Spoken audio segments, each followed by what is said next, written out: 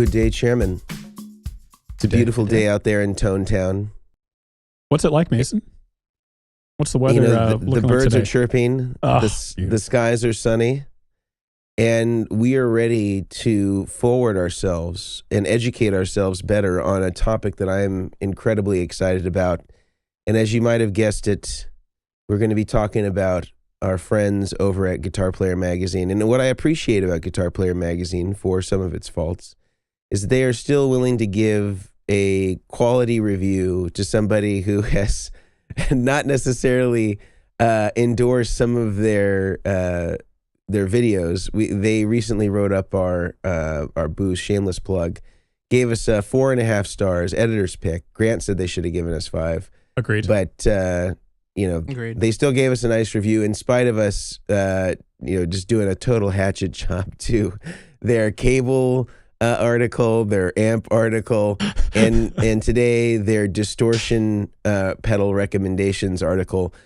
But before we do that, I think we just need to talk about a quick icebreaker, something that's been on my mind. Have you guys noticed with people on Instagram that are, sort of like, let's call them like Z-list celebrities, like people who are guitar players that maybe like, if you're really, really in the know, you might know who they are, but they're not yet worthy of the blue check mark. And then they will put the words official after their name. Yep. John Smith official. One layer above that, though, is you have to start with the John Smith official. John Smith official. It. Yep. And I'm using John Smith not because there actually is a John Smith out there. This is just an arbitrary John Smith, not the John Smith official. And I was just wondering, does that work? Like I see a lot of people do it, and I was just thinking maybe we should just do like an unofficial. Chairman of the board's unofficial. Yep. Not official. Does it really work official to differentiate yourself with the unofficial as a Z-list celebrity? I don't know, but maybe it's something I'm considering is either adding official or just going completely sort of like Primus and just sort of making fun of yourself. And any thoughts on that, gentlemen, before we begin? I think if there is an option for tongue in cheek, I will take it. And so your thoughts of putting out the unofficial, I'm a big fan of, or even, chairman of the board's fake account, or this is run by bots, chairman of the boards. Definitely not official. Chairman of the board's definitely not official. We may scam you, chairman of the boards. Yeah. I think the official thing, I always give myself a little chuckle because, who's to say? You made up that name on the spot, and there's really nothing more official about it than just the fact you're able to type it into your account. Yeah. Chairman of the boards, message me on Telegram. That's what we need. Yes, there we go. That's how we know. Well, with that out of the way, I think that we need to get into this article quickly. Now, our friends over at Guitar Player Magazine, in essence, the thesis of the article is to give you a variety of distortion pedals at different price points that will get you into distortion and high gain bliss. And the criticism, if you've not listened to any of our Let's Look at Guitar Players recommendations sort of podcast episodes, and then we proceed to give our own, which we'll do today as well, is that it seemingly omits classic pedals in many cases that are really sort of the groundbreaking pedals or the groundbreaking products in those categories or legacy products in those categories. But it also seems to lack justification or maybe even understanding of what it is that they're writing about. And so I think it's important before we delve into these distortion devices to maybe get a definition for the listener or viewer as to what we mean when we say distortion pedal as opposed to, let's say, overdrive pedal. Because sometimes those terms are collapsed. Understandably, if we're talking from a technical standpoint, both overdrives and distortion pedals are creating a type of distortion that we would categorize in instrumentation if we're looking at the way that they clip. So in that sense, an overdrive could technically be a distortion, and a distortion could be a distortion, and a fuzz could be a distortion, and that they're all creating this clipping and type of distortion as it would be known on the technical side. But we have sort of a different definition as it relates to players to sort of distinguish the category of overdrive versus distortion. I have my definition, but I'd like to hear from you first, either Grant or Brian, as to how you distinguish for somebody the difference between what is, say, an overdrive pedal versus a distortion pedal. Who would like to start? I can take this one. All right. I'll say my first qualifier for a distortion pedal is probably that I don't really enjoy it that much. So, but in all seriousness, I think I would say a distortion not pedal. distortion curious. So. I'm not. Well, my distortion curious days are behind me, and now I know what I like. It's like torn Levi's. You tried it for a while and just exactly. We all have. We've all been there. We've all put our leg into a torn set of Levi's and ripped the holes even more trying to get them on. Like it was a college thing. It's just not the life I want. I've lived that life and I've moved on. So I would say a distortion in my mind, if I was to clarify for someone that wasn't a guitar player, let's say I was trying to describe it to my mom. Doesn't play guitar, although she may be guitar curious.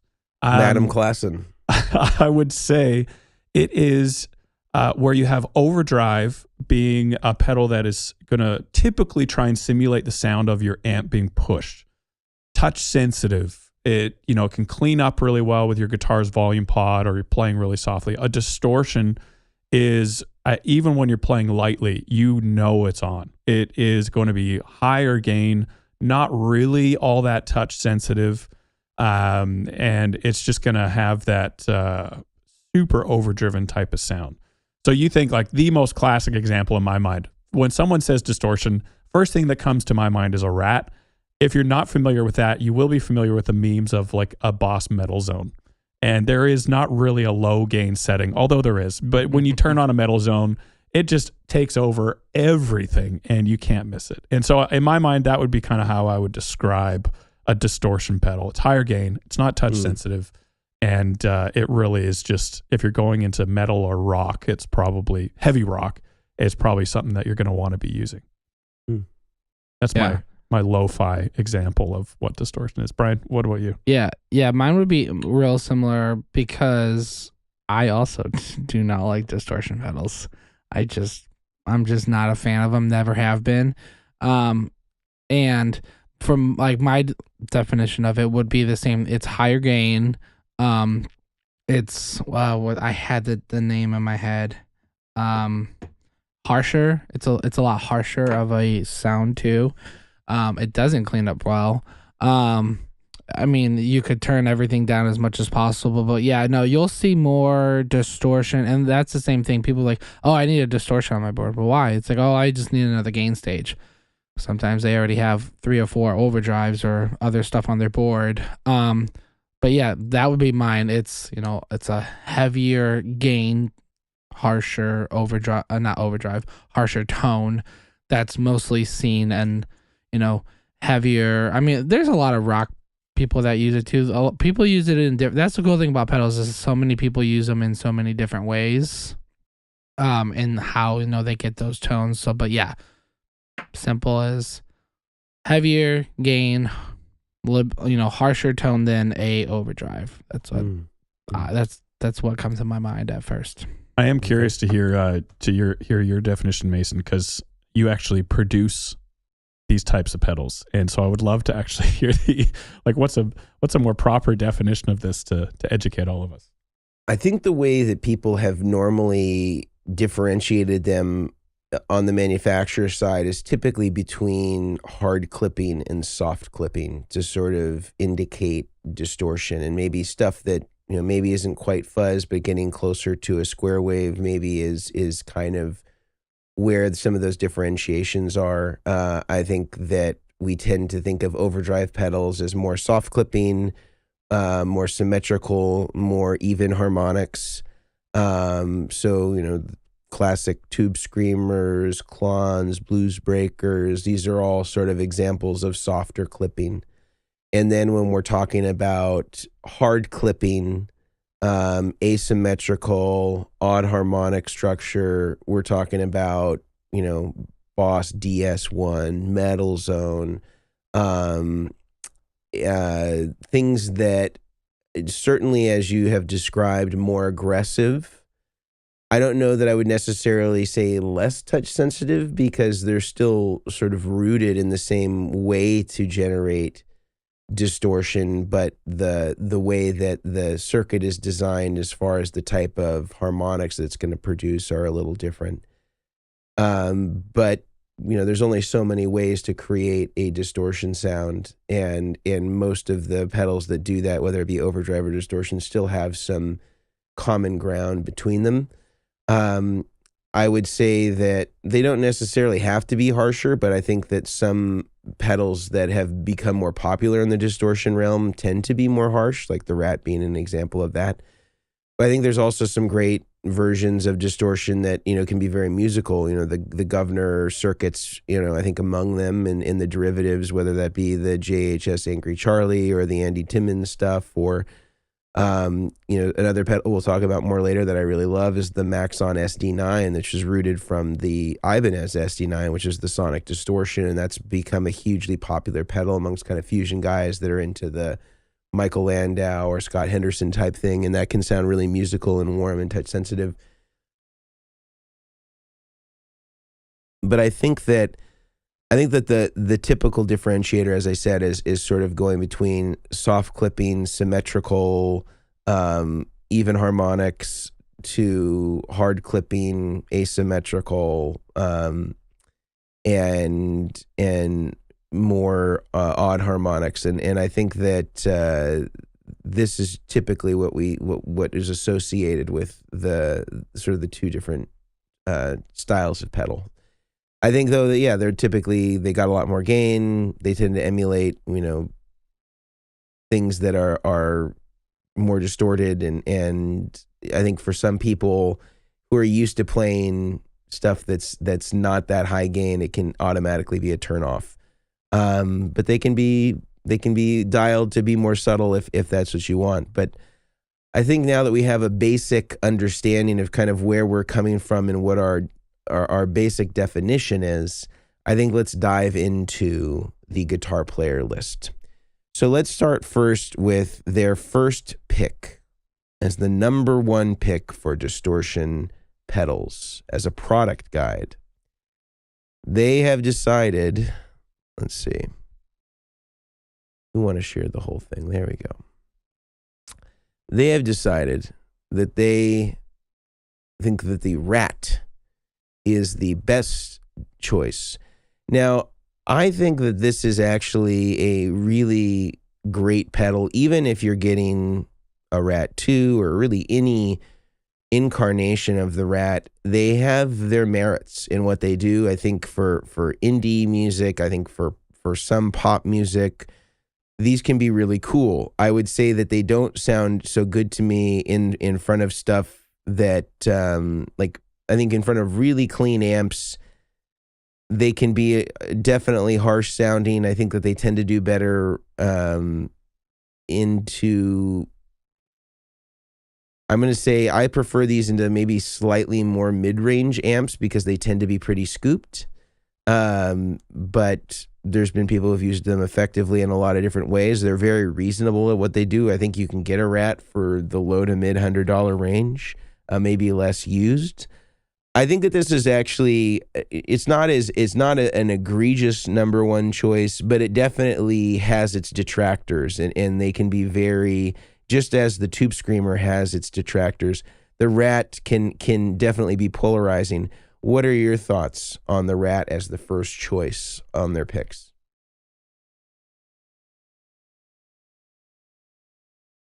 Man.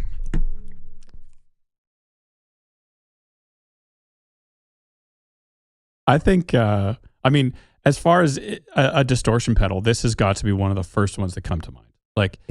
It's just, this is the epitome of distortion. So I can see why they would put it as number one, but I think it's more, in my mind, it would probably be the most well-known, maybe, rather than the best, as in the number one, if you're going to get a distortion this is automatically what you need to get. I don't know if I would necessarily go this route.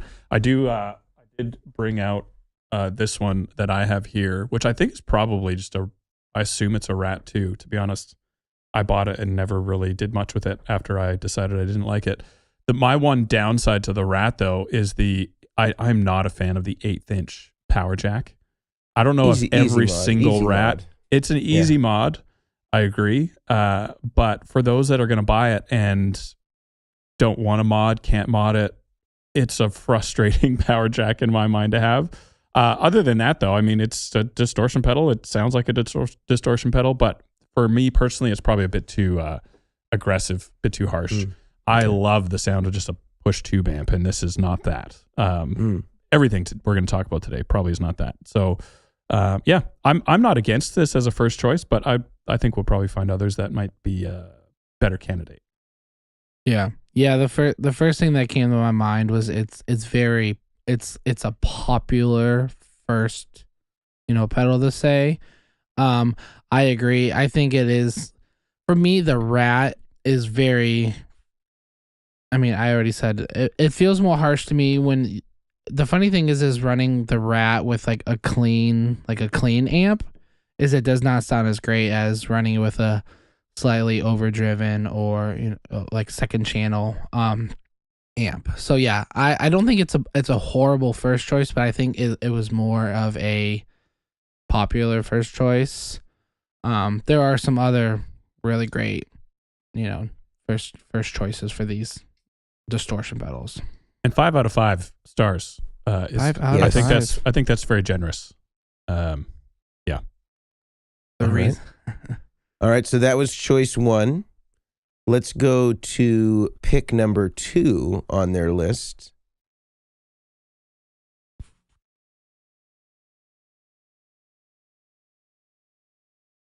That is the Walrus Iron Horse V3 for those who like it heavy. That's the byline there.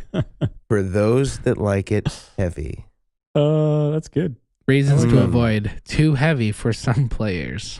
Too heavy. It must be made out of what, solid gold, or what kind of weights are we? What kind of weight are we talking about here? They used a real horse, an iron horse. Fair enough. I should have caught on to that.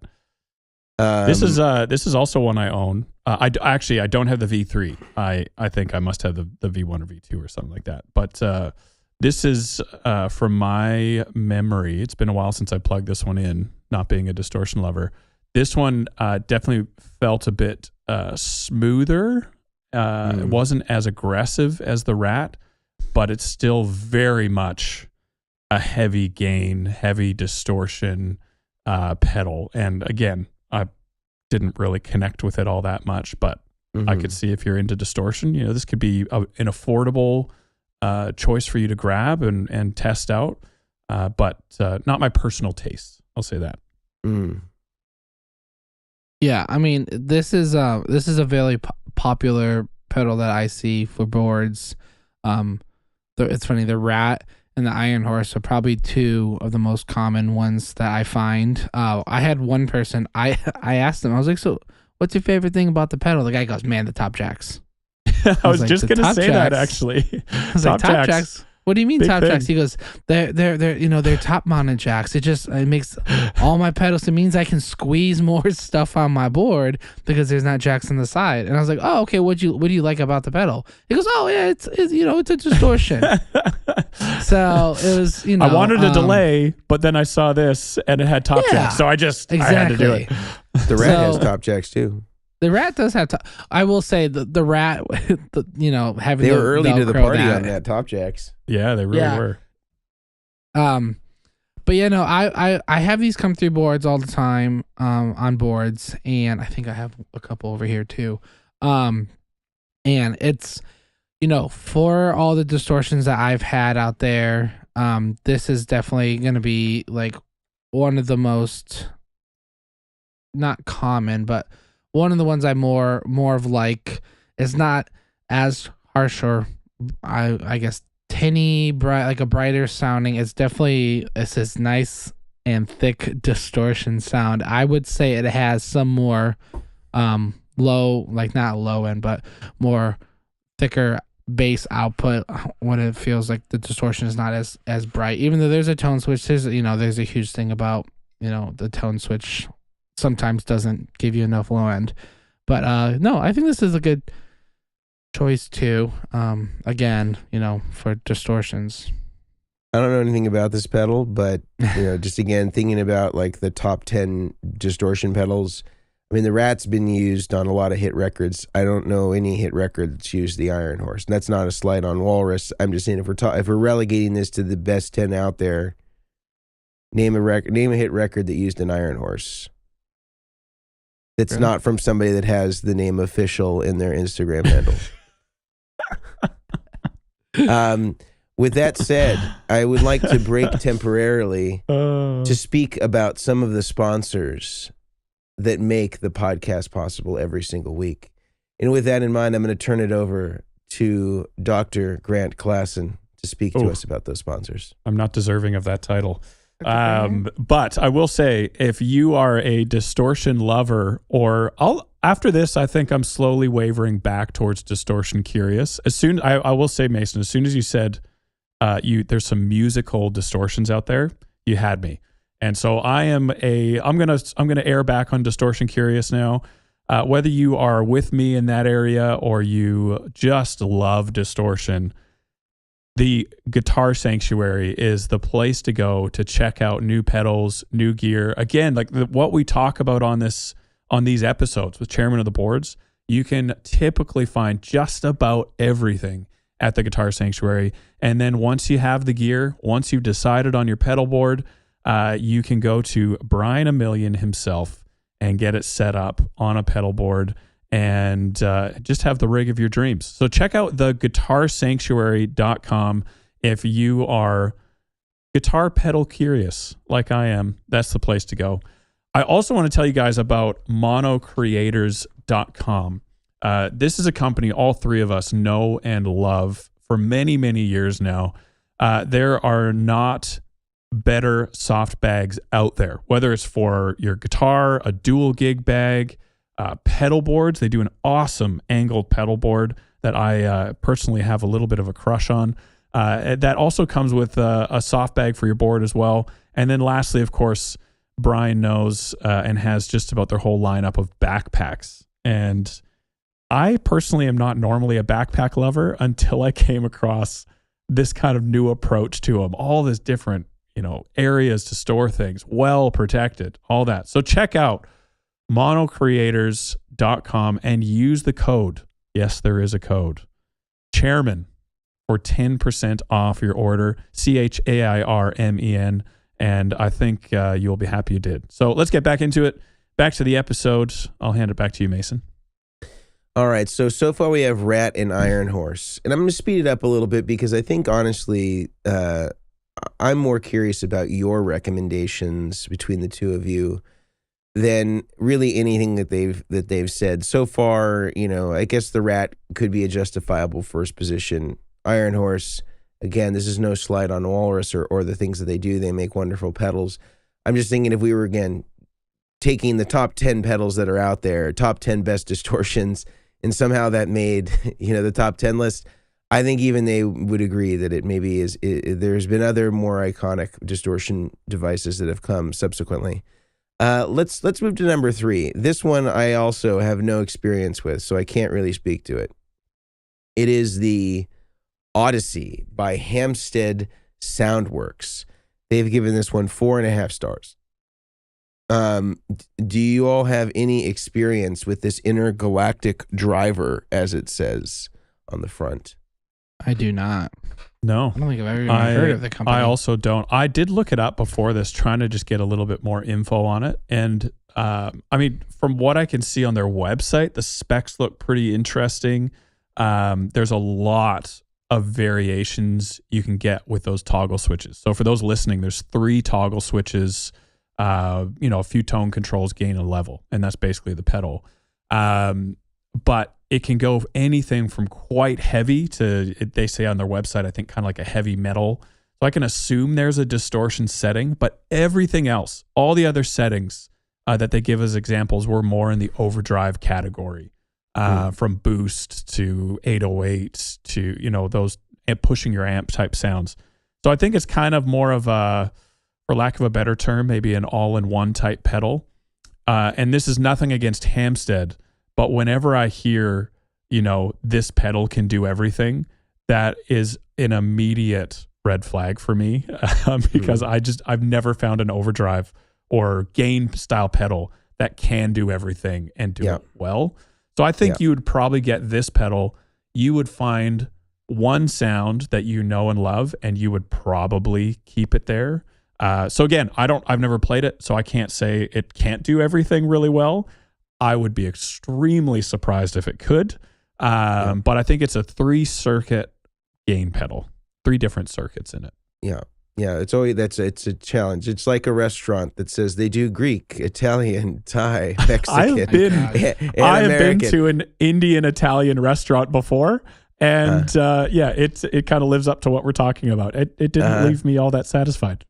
Well, you know, there's definitely some staples. You know, there's the tikka masala parmigiana. Exactly, the curry fettuccine. Yep. Just classics that we all know that just like Mom used to make.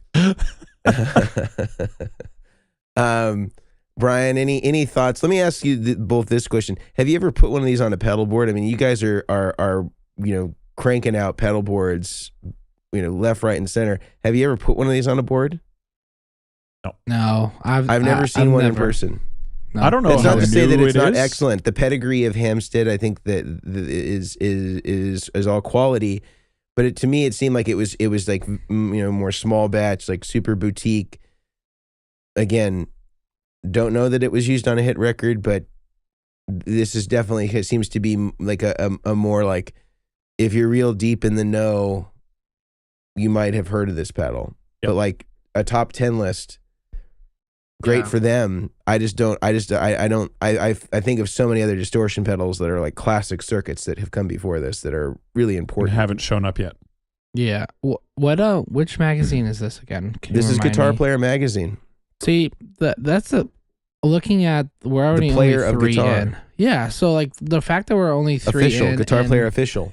official fan page. The fact that every single one of these pedals, at least that I have seen, when it shows like the best deal or something like that, yeah, I get that. But like, it's surprising to see a guitar magazine, not like having like guitar stores. I don't know. Maybe I'm biased just because I'm in a guitar store. But it's surprising to see that they're always doing like Amazon or something. I mean, I get it. It has literally nothing to do with the pedal. I just saw it. But yeah, no, I have never seen one of these pedals nor put one on a board because I've yet never seen a pedal. So, you know, an adult wrote this, believe it or not. Interesting. Let's move on to number 4. Now this one I actually think is a good choice. Yeah. You know, if you're not able to look, it's the Friedman Beod, and Dave Friedman is a known amp maker in sort of the Marshall style, hot rodded Marshall style. Maybe 5 or 6 years ago, he released a pedal version of the overdrive channel of his BE 100, and this is the fruits of his labor. Now, I'm not going to say that this has been used on countless hit records, but the flavor and voicing of the BE amp circuit is hugely popular, and I would say that this Through a Clean Amp is very close to what you would expect from a nice hot rodded Marshall sound. It's got a full, you know, treble middle bass tone stack. It's got or I guess it's treble bass presence, no middle. It's got volume gain and tight. That might be like some sort of feedback control or something like that. But it's a really nice pedal actually for that sort of sound. I've played these a lot of times. I know a lot of people that have used them effectively and really love them. Again, I don't know that it's something that's been used on a bunch of hit records. I know that, you know, there's a lot of high rollers, big hitting guitar players that use his amps. I don't know about the pedal, but the pedal certainly very much sounds like as close as you could get to those style amps in a pedal format. So, and I've seen these a lot. So this may be, I think, a good pick for the list. How do you guys feel about the Friedman Beod? I was just curious with this. I haven't played this one in particular. I don't know, at least in the last couple of years, if I put it on a board. But I'm curious for you, Mason. Is this for the distortion curious like myself? Mm-hmm. Would this be a musical distortion choice? Would you recommend this as a dip your toes into the world of higher gain, distortions? I think it would depend on what your vision of high gain was. This would definitely be if you want to sort of like a hot rodded 70s JMP or like a hot rodded JCM 800. That's kind of the sound. If you wanted something that was maybe a little bit more touch sensitive, interactive, I might show you something else. But I think that if you're just looking for a Zakk Wylde sort of sound, or I don't know, something that just is kind of a grindier, kind of Marshall-y sound, I think this is a good, nice, totally serviceable pedal. Very nice. Yeah, we sell a lot of these. Yeah. It's a very, very common. These, okay, is it Friedman? I've had people say, "You got those Friedmans?" I'm like, I don't know what that is. Yeah, Friedman. Right. But yeah, I mean these are very common, as well as some Mesa ones, especially in the higher gain. They tell me I need a higher gain. I need to do draw. I'm like, I don't exactly know how to compare that, but these are the top 3 highest selling of these pedals in our store. I think we sell them so much we just can't sometimes keep them in stock. And I have played this one, and I have installed this on dozens of boards, and it's a great distortion for someone that doesn't like distortion. It's not very harsh sounding. I think the controls are very simple. There's more and more pedals coming out to where like there's hidden features in the knobs on some overdrives and stuff. It can get really confusing. But I think this is just really straight to the point. You don't need to get into a manual, and you can kind of dial up some sounds, because some of those pedals have like dip switches in the inside sometimes for like your pickups and stuff, and that can get, what if I try 3 different guitars? Like, do I have to flip over the dip switch every single time? So it's nice to see some pedals that are very straightforward like this one. Yeah. All right, so that was 4. Let's go to 5. This one equally I have no experience with, but I know that they've been around for a long time. It is the TC Electronic Dark Matter, the affordable yet powerful distortion. I'm not sure what this is based on. It's in sort of the classic sort of single foot switch version of a TC Electronic pedal, like you would see the Hall of Fame or the flashback delay. I don't, again, know much about what this sounds like or what it's based on. I just know that it's inexpensive. I don't know, any experience with this one, gents? I also do not have experience with this one. I haven't played it. And I think that this is on its own problematic, that 3 individuals that are in this industry, and this has somehow made the top 5 list of best distortion pedals, and none of us have ever used it, put it on a pedal board. I don't know what to say. Next, we have number 6, the Syria Tone Horsebreaker, a twist on 2 modern classics. So I'm presuming that the modern classics are the Bluesbreaker Marshall pedal and the Klon, neither of which I would include in the distortion category, even when stacked. So I don't even know that this really qualifies as even a distortion pedal at this point. Any feedback from you gentlemen on the Horsebreaker? Now, I'm sure it can be a great sounding pedal. These are 2 great circuits, undoubtedly. But I don't even think about them in the course of distortion as a category. I was going to say, like, Now we're talking about pedals I like. Like this is a pedal I can get behind. A Klassen and a Bluesbreaker in one box. Like if only it was a Distortion, I would be Distortion's biggest fan. But I would say the same. I don't think this is a Distortion. So yeah, this is the one I love the most so far. I think, but I don't think it qualifies. Brian? So yeah. I do not think this one qualifies as a Distortion. First of all, I did not know that this was even a pedal. Second of all, yeah, where do I buy it? Yeah, check Amazon. It says. Yeah, exactly. There's an Iron Horse, and then there's the Horsebreaker. So Yes. this is kind of like the like the one that trains the horse. They used to use the term. They're going to break the filly. That's how they are going to kind of break it down so that it's able to be trained effectively. And so maybe you get both of these if you're into horseplay, and you have the Horsebreaker, you have the Iron Horse, and your pedalboard's done. I'd love to see the royalties that the equestrian community is getting from all these overdrives and game pedals, because man, horses are very popular these days. They need to write these pedals up in Horse and Hound. Exactly. Why is this in Guitar Player? It needs to be in Horse and Hound. All right. So maybe top 5 were sort of Distortions. We're kind of getting away from that by 6. Let's see if 7 is redeeming.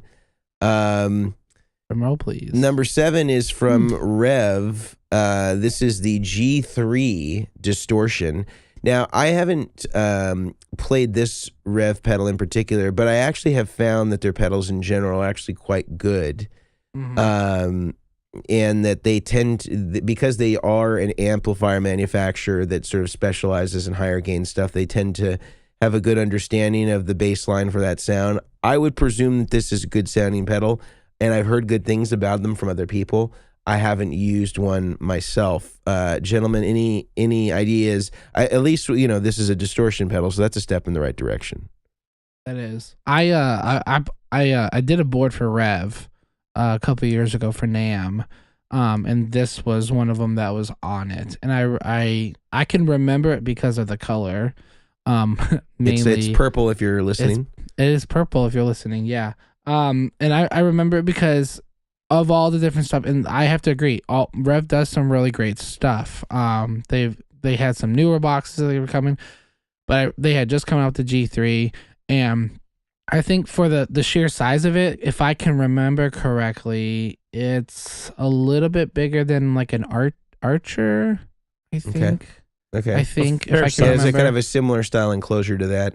Yeah. Like looking at it, it looks almost the same. It might even be around the same size. It's been a couple of years, but I remember playing it and I didn't like it at first. I think it was because I was running it through like an Iridium or something, but it was just like really, really clean.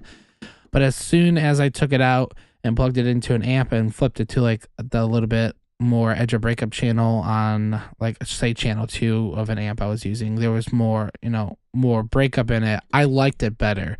I think for the size of it, I think the price of it was really good too. It sounded really great, and we had tried it on a couple different types of guitars just to see how it would react to the guitars, and I handled them all really well.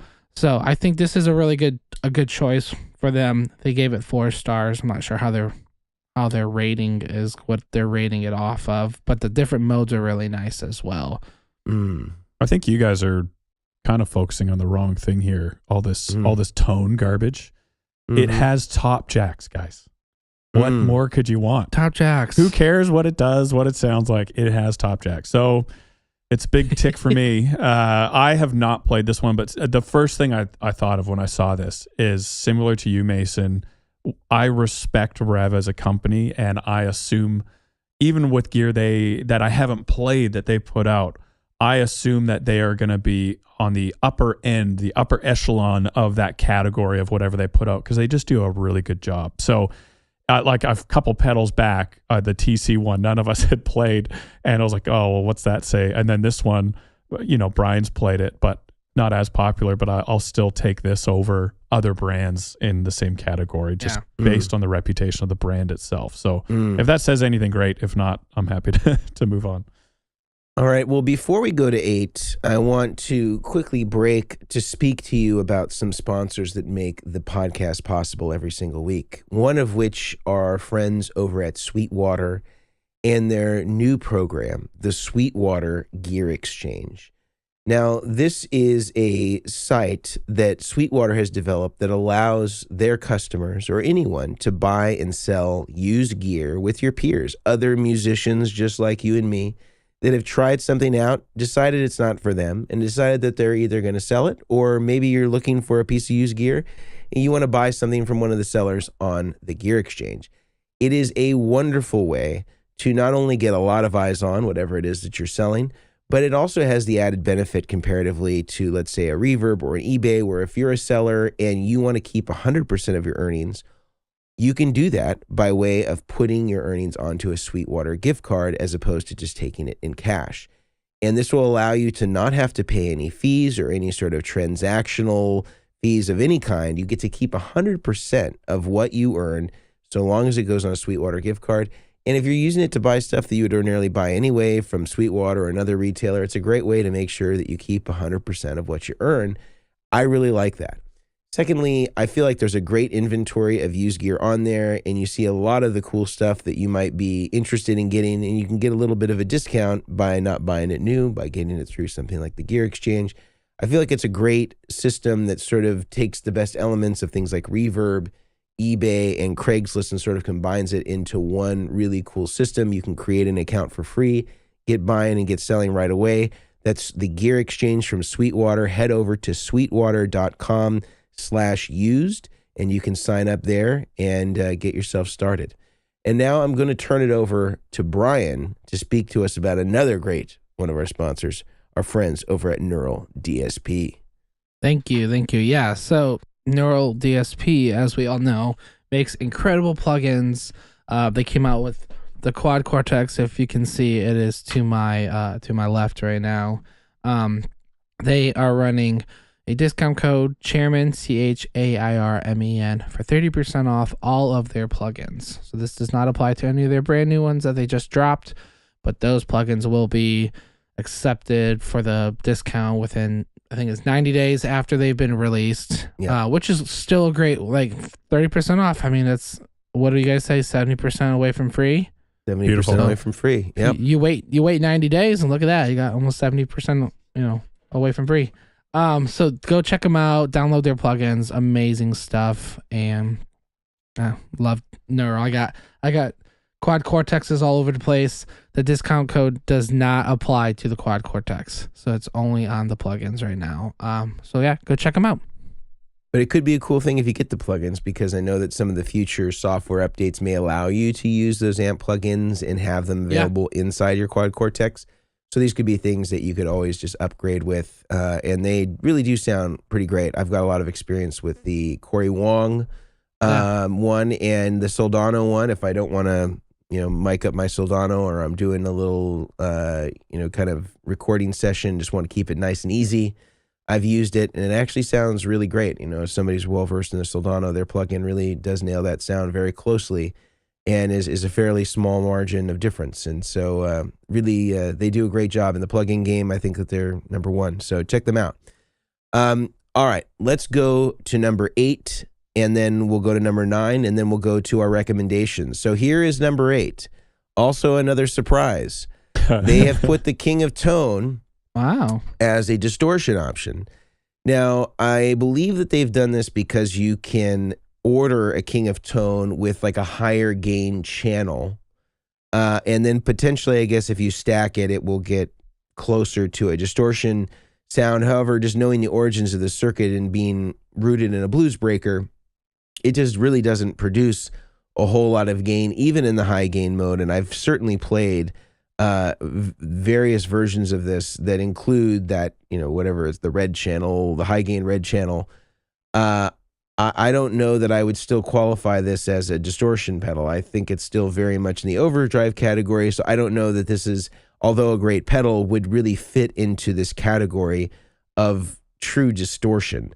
Do you have any comments or feedback? I mean, even if it does, let's just pretend it does get into full-blown distortion. Is that how this pedal is really known? Is that what people are using it for? Or is it sort of like, I don't know, like a fringe use that 1 out of every 100 King of Tone orders comes in with this distortion mod to the, the higher gain channel? I don't know.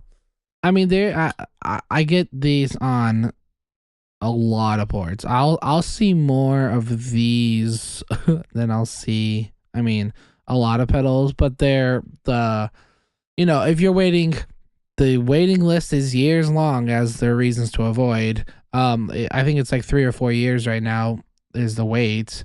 But like you can do like the high gain mod or the multiple jacks on the back or anything.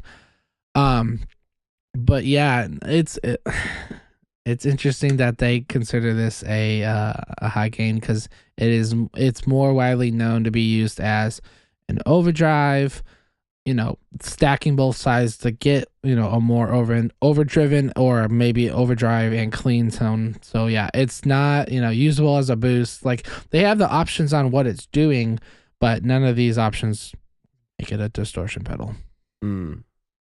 Yeah, I don't have too much more to add. I think it's a dual overdrive pedal, and a good one at that. Even though I don't necessarily connect with this one as much, I do think it has its rightful place, but not in the distortion realm. All right. Well, also, I checked Amazon, and it's not on Amazon. Oh, come on. Not on Amazon. Okay. Well, I looked at the first one that came up was the King of Cologne. King of Cologne. Nice. All these names, man. Very, very creative names. And it looks just like it. Here we go. Now we're talking. There all right. we go. So here now is the last of their recommendations. Number 9, the Boss Metal Zone. The byline is, yes, we're serious. So, the Metal Zone, as Grant had alluded to earlier, is sort of become a meme in the guitar community,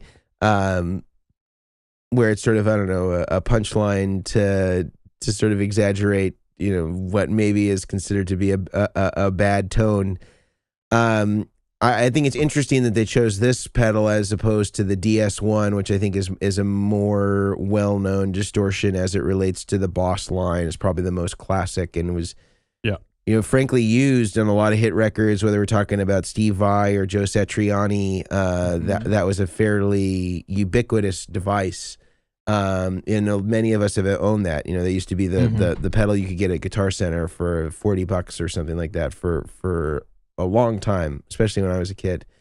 That's not to say that the Metal Zone is bad. I mean, certainly it's in the distortion category. It's got a ton of gain on tap. And it has a very specific sound. I mean, certainly, this has a lot more merits to me than many of the choices that they had put on here from 1 through 9. I don't know that I would pick this as the epitome of tone as it relates to distortion pedals, but at least we're having a proper sort of categorical choice for the Metal Zone MT2 from Boss. Any thoughts, gentlemen, on this one before we get into our own recommendations for distortion pedals? I think the thing I like about this one, and this is me being totally serious, is it has a quite powerful EQ section.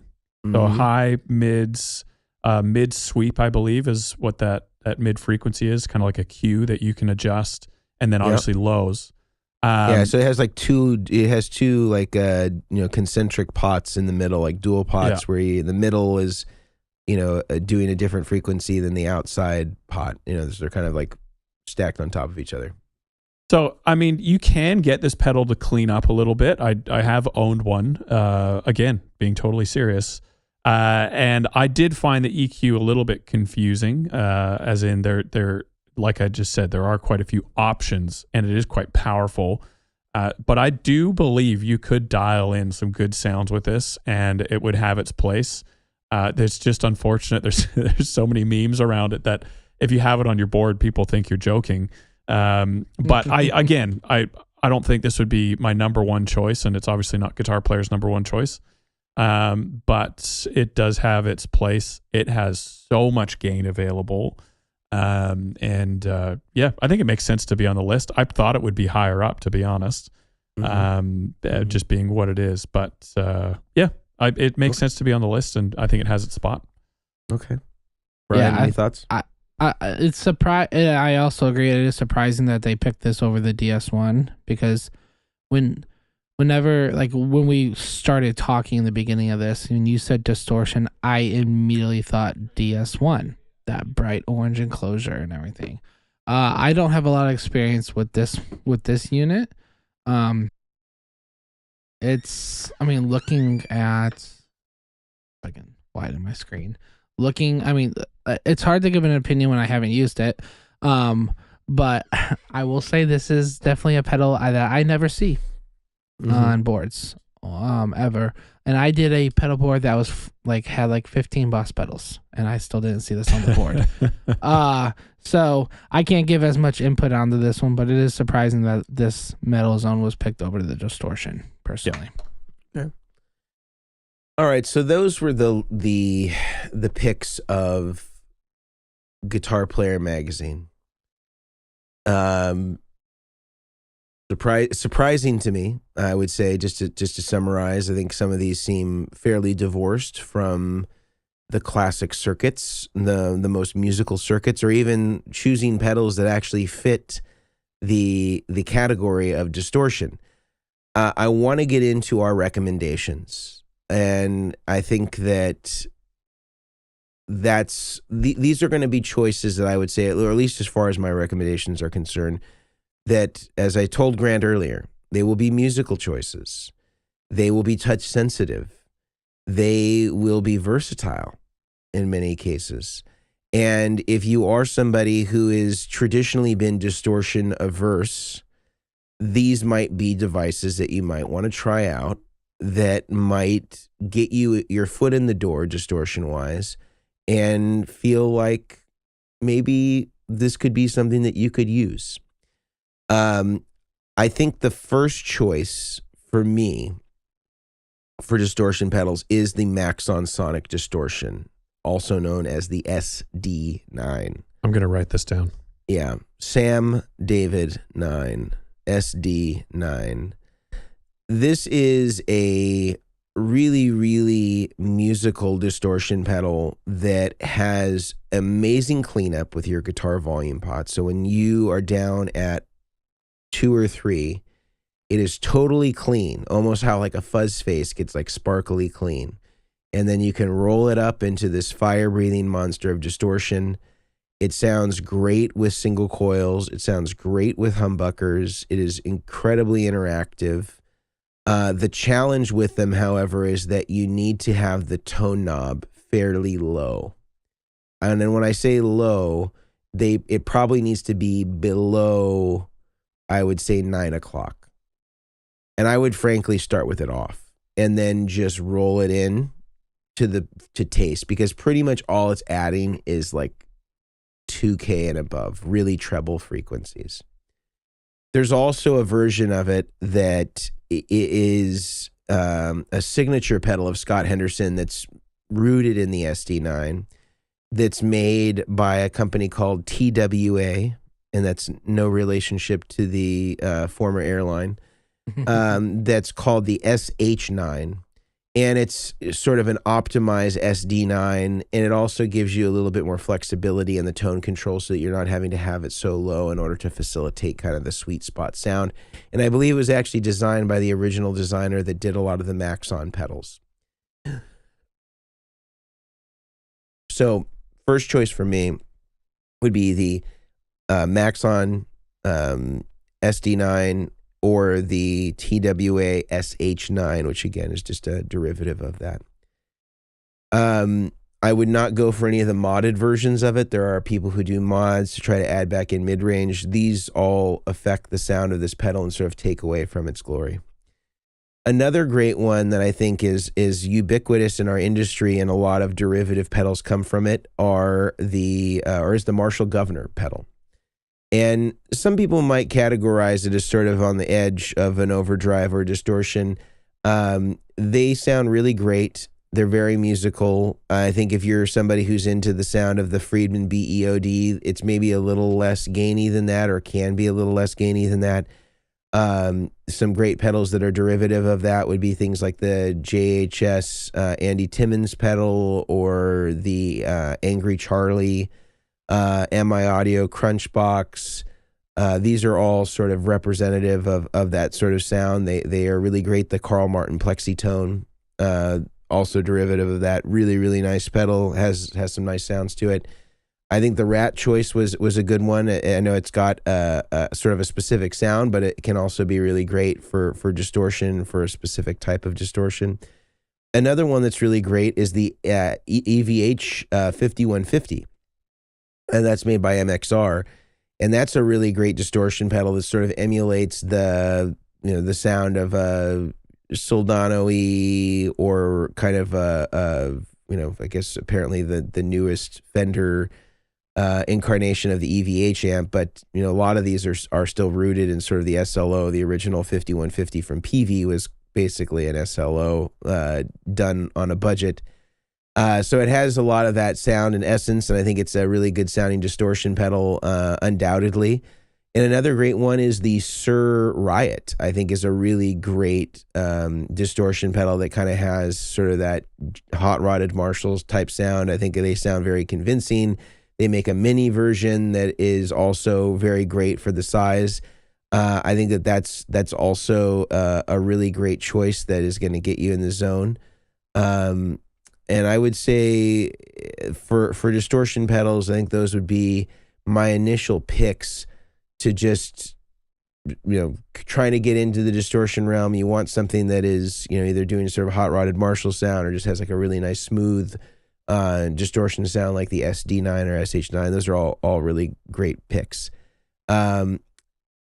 Before we go on to Grant and Brian's picks, I want to break one last time to talk about some sponsors that make the podcast possible.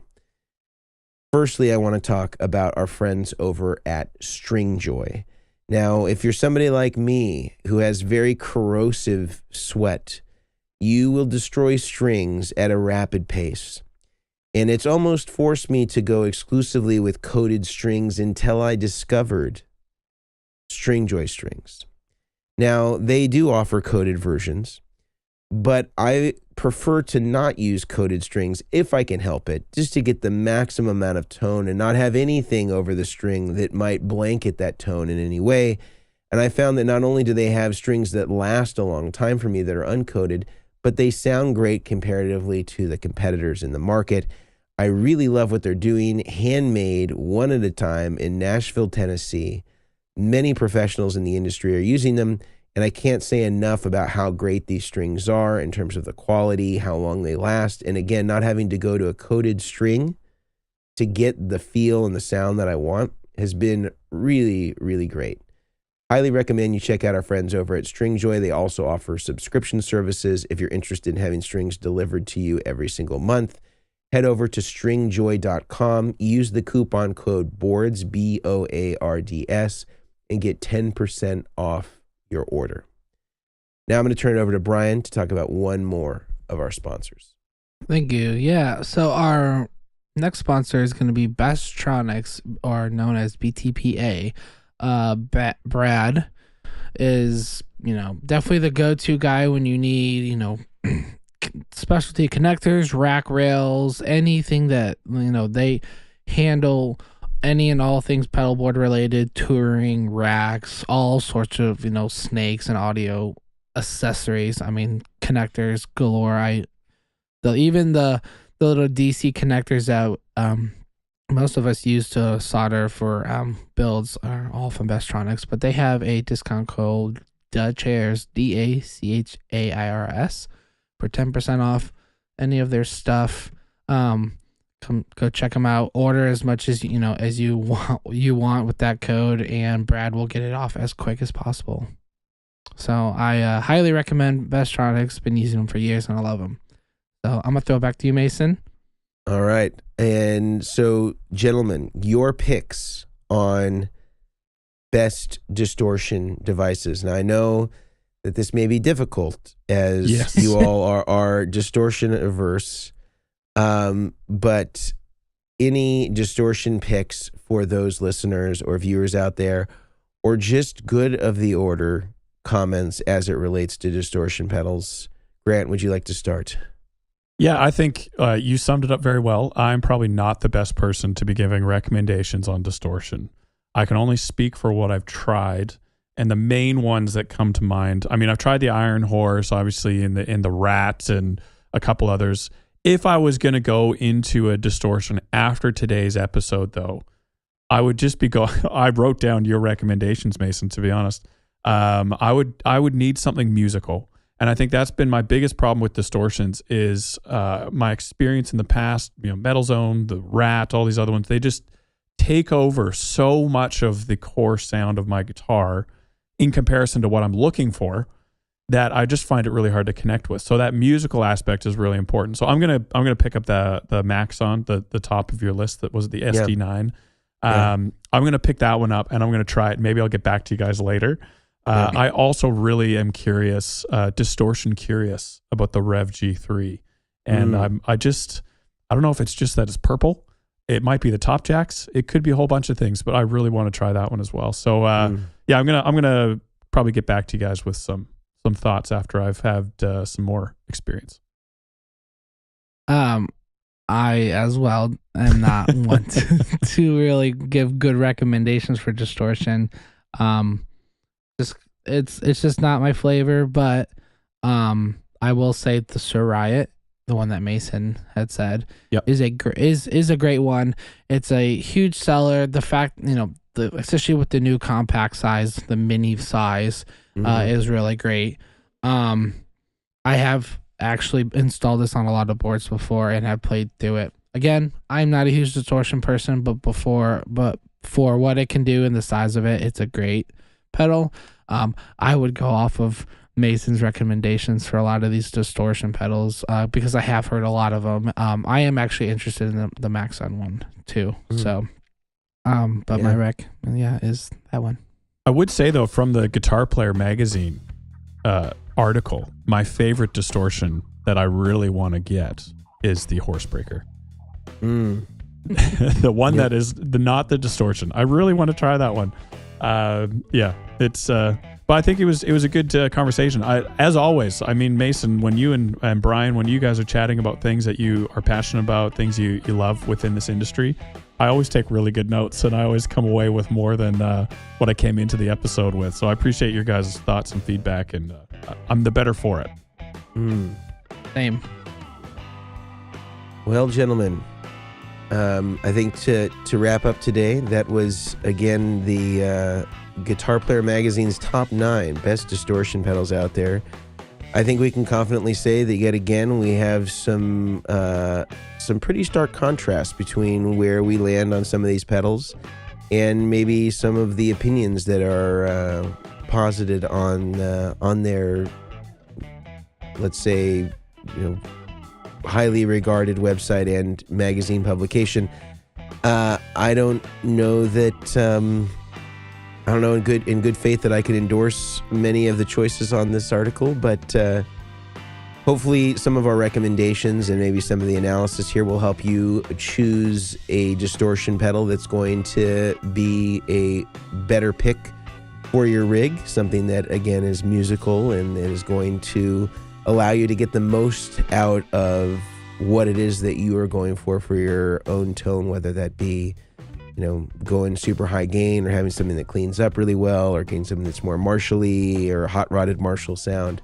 I think that we've given some good picks today, and I think that we've maybe told you some things to consider in the recommendations that were given for Guitar Player, and not just take that as gospel. Until next time, gentlemen, good day. Let's hop back into Grant's Miata with the automatic transmission. There we go. And let's head on back down the road to Tone Town. See you guys. Yeah.